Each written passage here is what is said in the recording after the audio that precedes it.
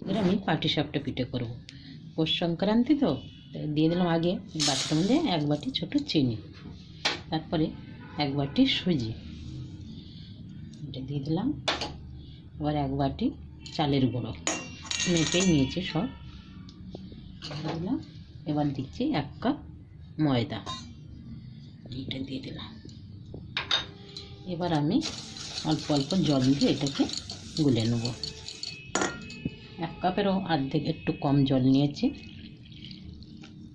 তারপর যতটা কম হবে আমি দুধ দিয়ে গুলে নেব, পাতলা করব। এবার আমি দুধ দেবো, দিয়ে এটাকে ঘন করে নেব, একটু পাতলা করব। এতে আমার পুরো লেগে গেলে 1 কাপ জল 1 কাপ দুধ লেগে যাবে।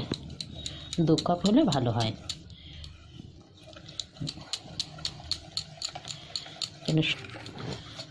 আর একটু আমার দুধ লেগে গেল, মানে পুরো আমার 2 কাপ, 1 কাপ জল 1 কাপ দুধ।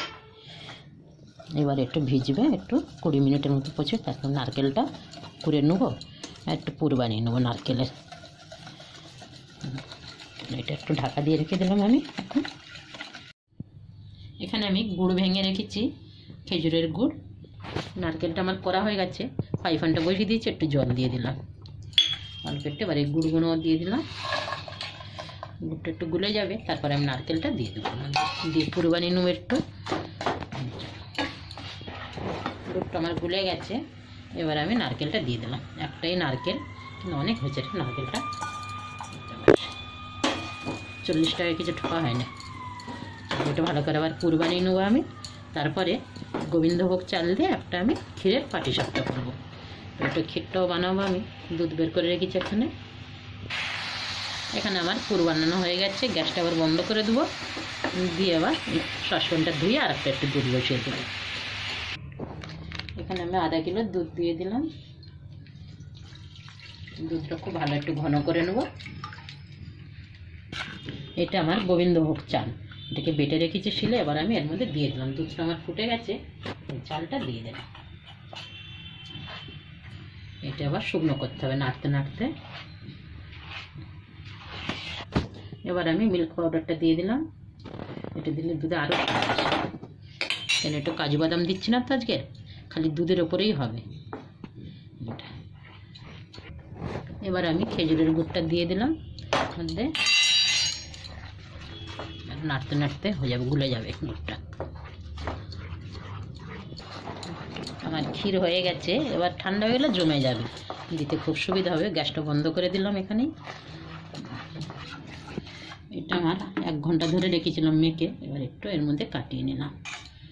একটু এটা একটু কালারফুল হবে, এটা আমি ফুড কালার দিয়ে দিলাম একটু।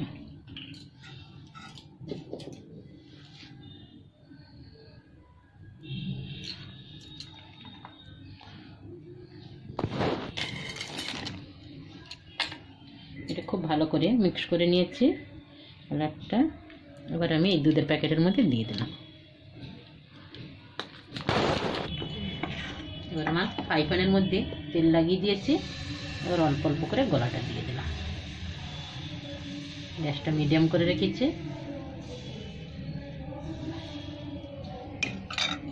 এবার আমি নারকেলের পুর দিয়ে দেবো।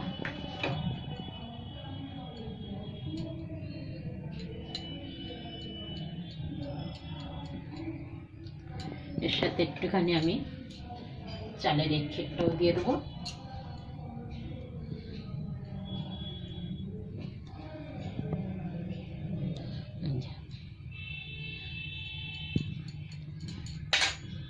আর আমি রোল করে নিচ্ছে।